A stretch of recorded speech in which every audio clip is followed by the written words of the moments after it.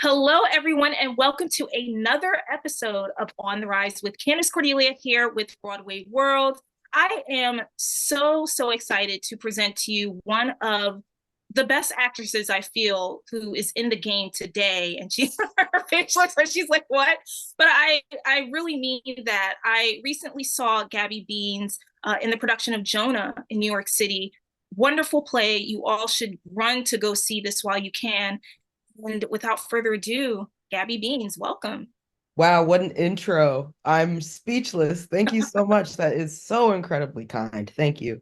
Oh, you're welcome. You're welcome. And certainly just a tour de force, your performance is Anna and JONAH and JONAH itself. We'll get more into the show as time goes on. But my first question for you, Gabby, is I need to know the origin of your name because I think it's so Gabby Beans. When I first heard it, I was like, wait, I this is like a fabulous stage name. And I would just love to get to know more about your name, how it came about.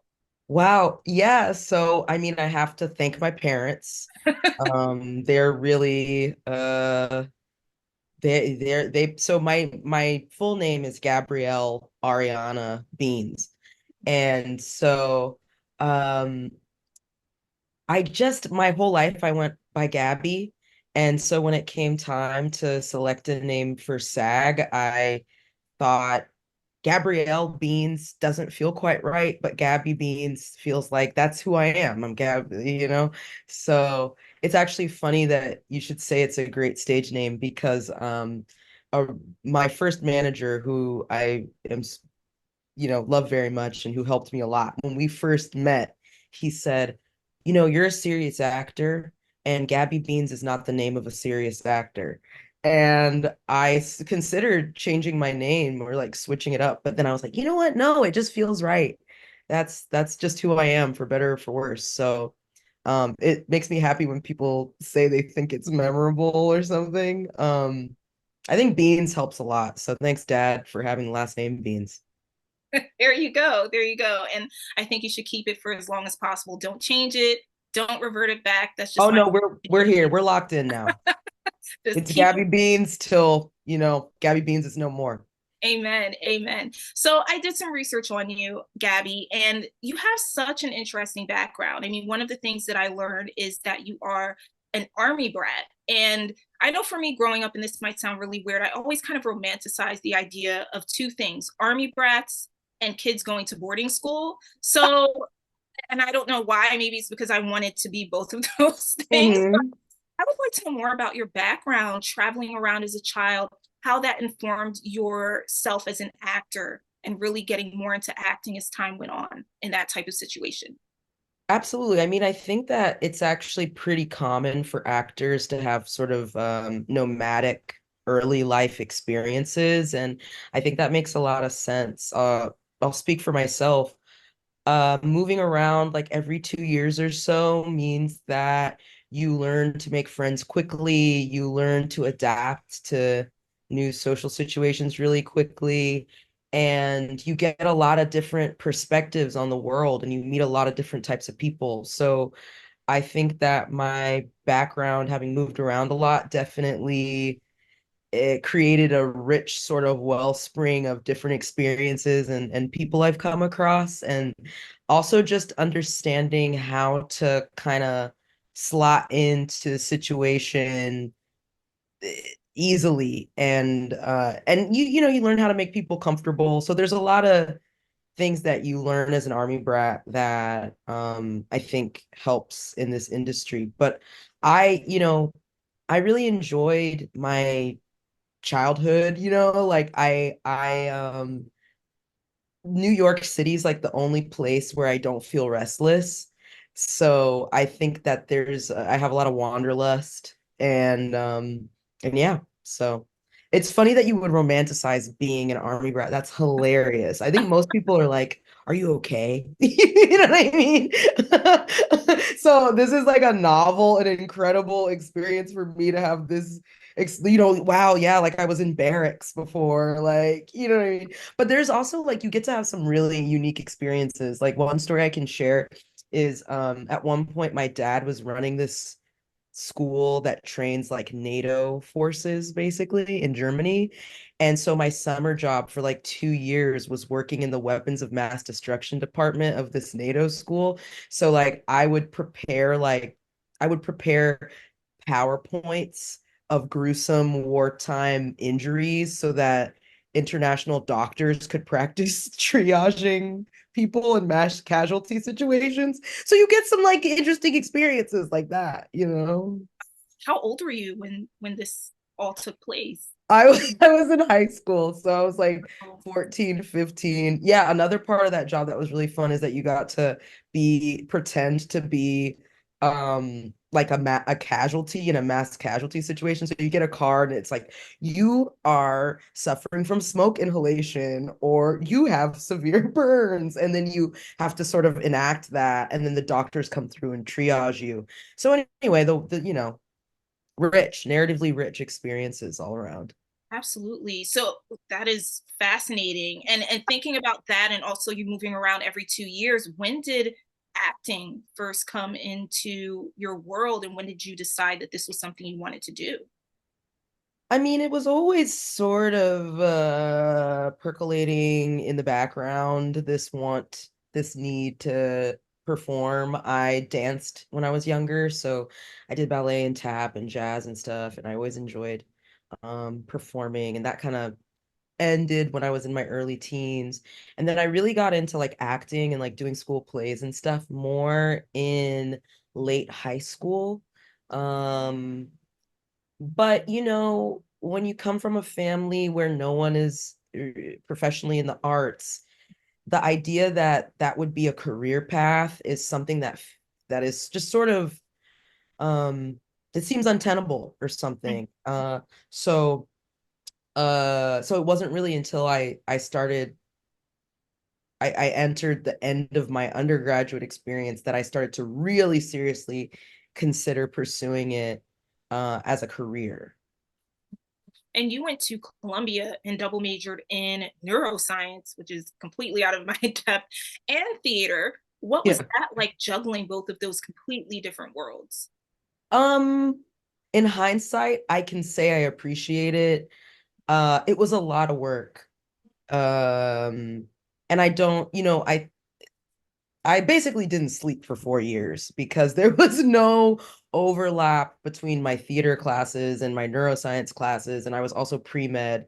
So I was just like always studying. But I think that it makes sense to me that I would have those interests because I think the sort of common ground of both those areas of study is trying to understand human behavior, trying to understand our motivations and what, understand what this human experience, like what it's composed of, like how it happens. And so whether you're looking at that from an artistic perspective or whether you're looking at it from a neurobiological perspective, you're still sort of like trying to poke at the same thing. And that's how I sort of made sense of it in school. So, what was the catalyst when you decided, okay, I'm not going to go pre-med, I'm not going to continue studying medicine, I'm just going to go straight forth into acting and go to London and study at Lambda? Like, what was that defining moment for you? It was a really, it's funny because you have these moments in life that at the time you don't realize how important they are, and then in hindsight you're like, oh, that was a turning point. And for me, um I was in my second semester of my senior year at Columbia, and I was in a huge sort of meeting. So when you're pre-med at Columbia, before you can even apply to med school, you have to go through this institutional review process as an undergrad, because they want to keep their applicant pool strong. So you go to this meeting, and there's a checklist on a pink sheet of paper of all the things that you have to do before you're allowed to apply for medical school. So it's an informational session about that. And I remember sitting in the informational session and looking at that pink piece of paper and just being like, seeing the choice point and sort of understanding that I could go down this path and I could uh go through the motions of applying to medical school and going through medical school and whatnot. Or I could do something that felt more scary but more true, which was to follow my actual passions. And I was very scared at that time to pursue my like legitimate interests, but but I also felt a strong sense of fear. Like I felt this fear. I was like, I just know deep down inside that if I don't really give this a try, I am going to regret it for the rest of my life. And so the fear of living with this regret was more compelling than the fear of failure in that moment. And I think that's grace. I think that's grace. Yeah. And then you found your way to London. But even before then, what did your family say? I mean, what were they just like, what are you doing? What is Yeah, I mean, listen, they weren't psyched. Yeah. It wasn't a celebratory moment, but I think they also respected my decision. And my parents helped me pay for grad school.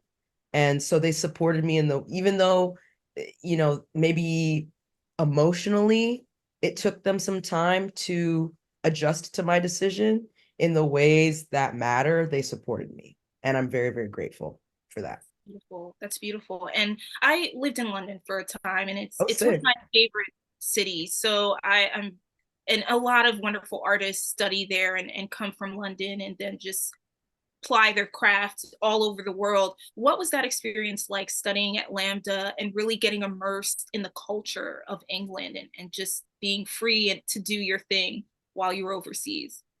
It was really beautiful. I will always look back at that time in my life with so much fondness. I mean, first of all, doing actor training in a country whose greatest writer is a playwright is really nourishing. So there's a certain level of respect, specifically for theater in that country, that is super inspiring. So I loved that element of it. And then Lambda was just a really beautiful place to study. I mean, aside from all the tutors who have incredible stories and incredible breadths of knowledge and things to share with you, just being around that level of talent. I mean, some of the best performances I've ever seen in my life, I saw in our rehearsal rooms in Lambda, of young actors who are operating from a place of real freedom and hunger and just gift. So it was just a really awesome place to actually learn how to do the job. And yeah, I loved being in London. It's a really special city. I really like British people. I love the sense of humor, and people have a facility with language there that's really amusing. And um, it's financially, it was tough, like there's maybe, yeah, there's some stories I could tell about things I had to do to make it work, um, but it was a beautiful time. That is beautiful. I completely understand. I know where you're coming from with that. Yeah, it's like, Talking about at that time, like also the exchange rate was crazy. So like you would go to the grocery store and buy like a cheese sandwich and be like, that. oh, okay, 7 pounds. That's fine. And then you look at your bank account, you're like, that was $14. Exactly.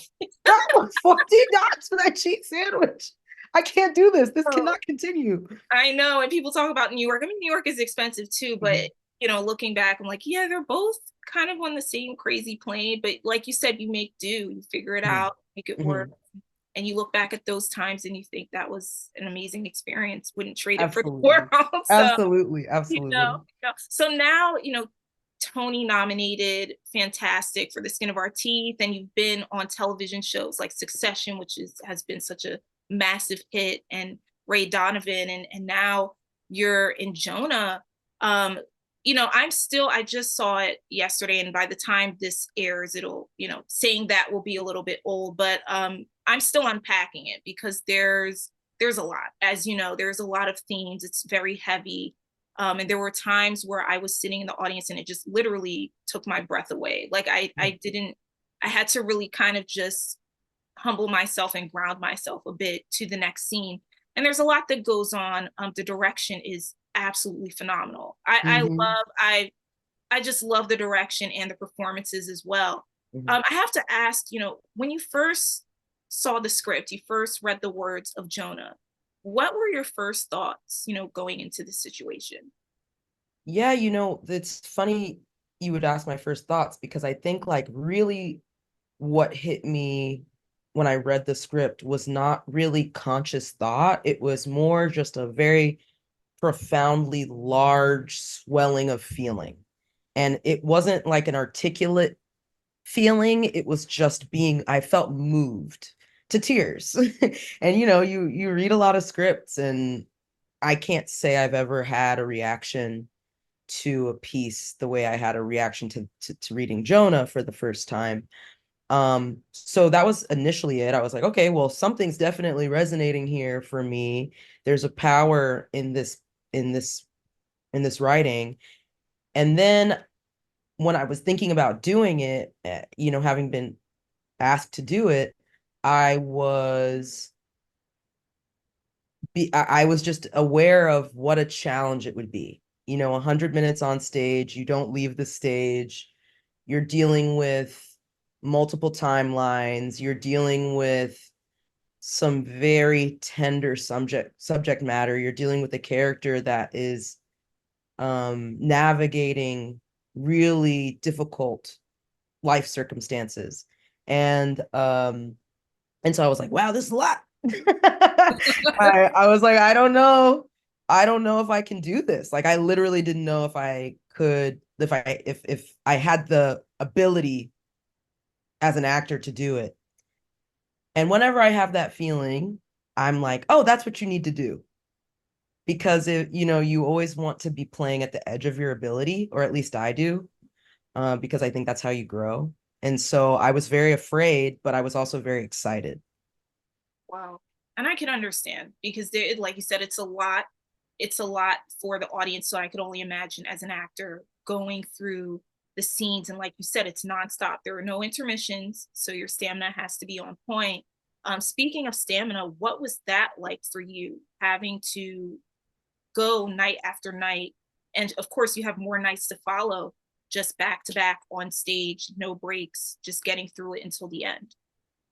We're sort of a little over, we're, well into previews now.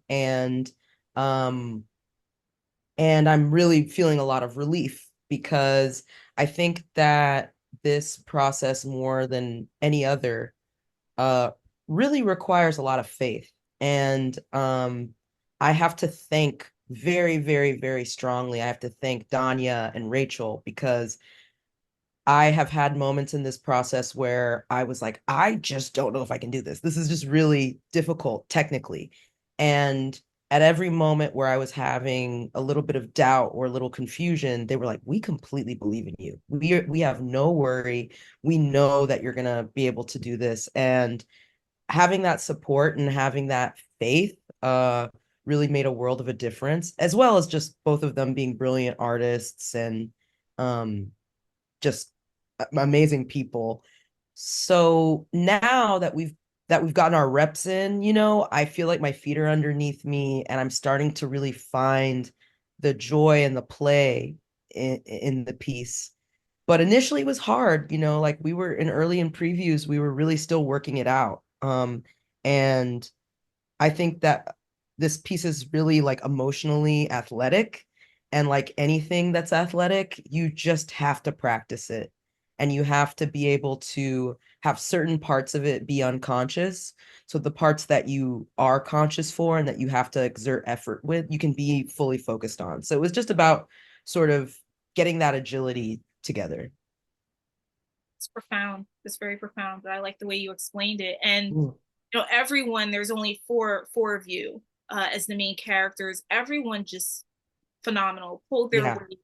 And it left me thinking, I want to see what all of you do in the future because Yeah. everyone is just so unique in their performances and everyone gave such a realism to their performances. And I think that's one of the most important things. I feel like I have either met or could meet either any of these characters in real life. And the show itself really straddles between real life and imagination. And there are times where you're thinking, what is real? Is this real? Who is real? Hmm. Going back in time, all of this. What was that like, having to switch between, those moments where I'm sure you're thinking, oh, the audience is probably going to think, what is this even, like, a real thing? Are these real people? Is this really happening, as an actor, much less watching it as the viewer? Hmm. Well, I think Danya and Rachel made a really important creative decision early on in the process, because I asked, I was like, some of the scenes take place in perhaps an imaginative space without putting anything, trying to give anything away. And I was like, well, should we, is there a tonal difference? And what we kind of landed on was like, no, all of this is happening presently for Anna. Like, it doesn't matter where it's happening, when it's happening, all of it is happening for her now. So really, it's just about being present in the moment and understanding where she is at that point in her life and in her journey. And another thing that makes it a lot easier is exactly what you mentioned. My castmates are all so incredibly gifted, charming, unique, and imaginative that one of the joys of this piece is just playing with them, is just we're allowed to be really alive within this, and every show really is different, and we kind of just ride the wave of it, and we're really there with each other, and so they're bringing so much rich material and just beauty, so that I just have to kind of listen and respond and keep in mind, like, what my intentions are. And if I'm able to do that, then the show feels good. And I also will say that, like, Rachel's writing is just so specific, and all of the, all of us have sort of, I think I can speak for all of us when I say that we've just tried to meet the specificity of the writing. We're just trying to transmit the clarity of her vision as clear, with as much purity as we can. And that requires a lot of, like, letting things fall away and arriving in a really kind of naked and vulnerable place.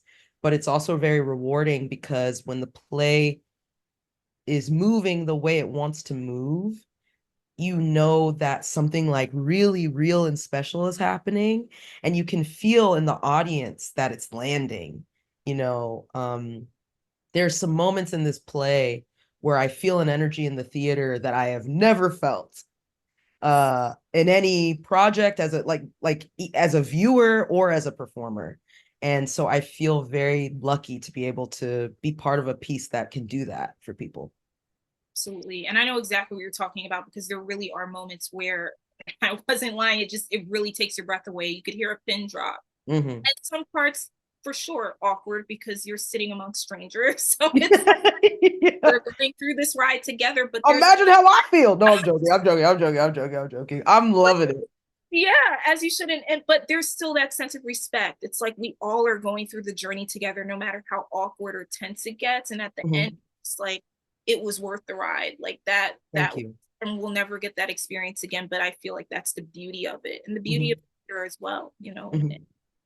just kudos to everyone who's involved in this production. So thank I you. will pass on your kudos. Thank you so much for Oh, seeing us.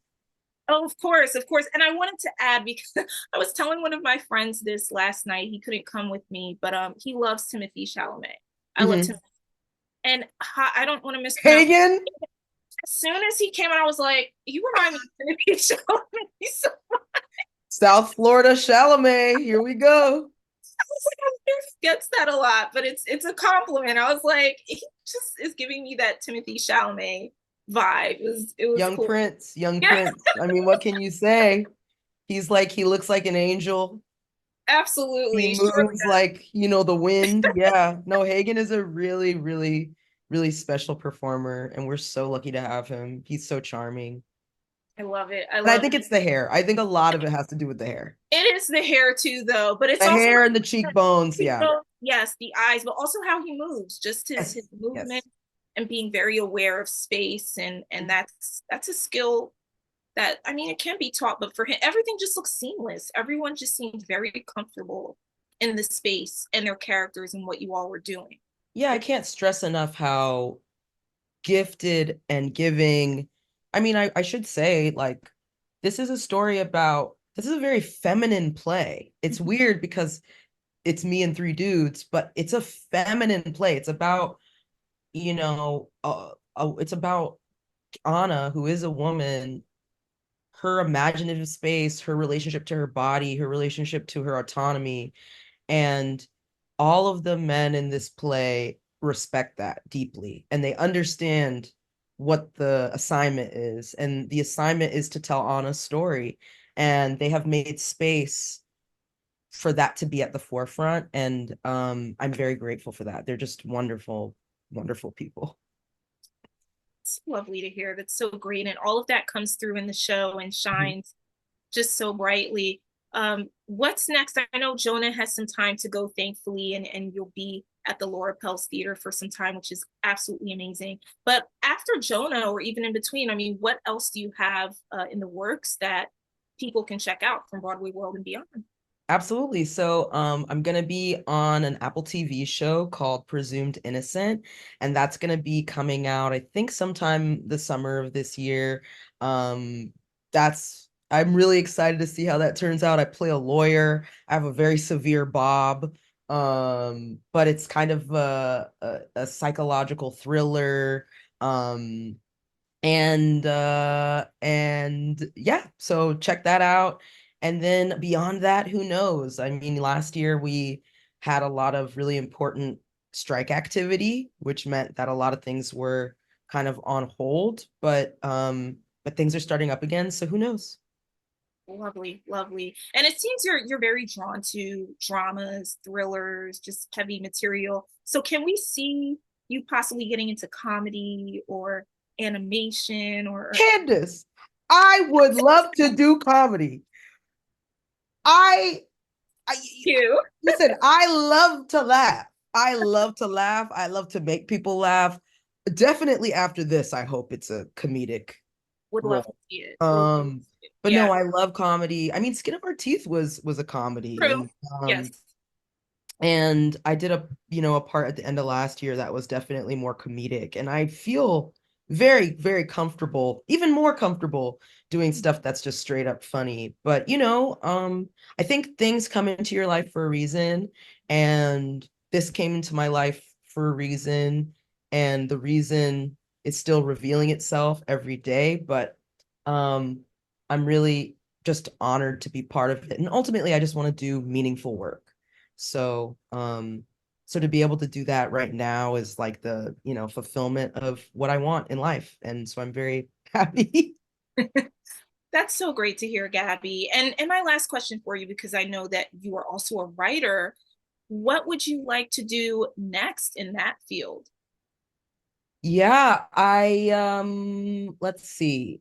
I have a couple features that I've written, and once we're open, I want to really start editing those in earnest. Um, but yeah, I just like, Solange has this quote where she says her work is to world build so that Black girls can like see themselves in more expansive futures. And I think that that's kind of what I want to do. I want to like build expansive worlds through film that the younger version of myself would have liked to live in and feel seen by and feel inspired by. So that's like the more overarching vision. um and yeah, so more on that soon. Yes, we'd love to see that as well. Oh my goodness, thank you so much, Gabby Beans, for this lovely conversation. And we salute you. Keep doing what you're doing. You're fantastic in JONAH. And just thank you for your gifts and talents.